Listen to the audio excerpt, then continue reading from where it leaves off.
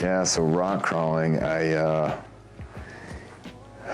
friend of mine got me into that. He's been doing it most of his life, and he has this really mean Scout that he's completely customized and built up. And I saw it in his garage one day, and I was just like, what is this thing for? I'd never seen, I mean, you see mud trucks where I grew up, and those guys just go through swamps and lakes and whatnot.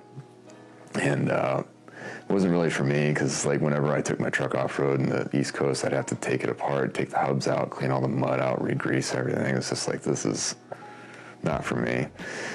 But he took me on this trail, and actually it's closed now, Left Hand Canyon, and we were going over these rocks that were the size of, you know, tractors and whatnot. We're just going over them, smashing over them, and I was just like, this is the greatest. This is like hiking for vehicles. This is fantastic. We were going up stuff that you couldn't walk up, and I was like, I'm hooked now. So I found an old Scout in Texas that this guy was just getting rid of, and one thing led to another. Put it on a trailer, towed it, started working on it.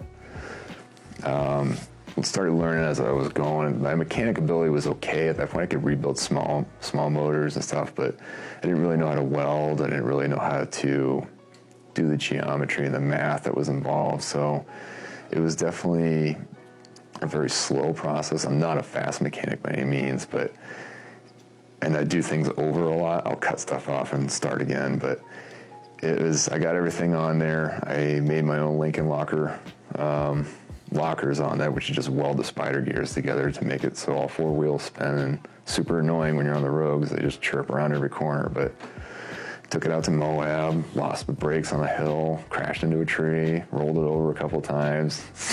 So it was like right up my alley.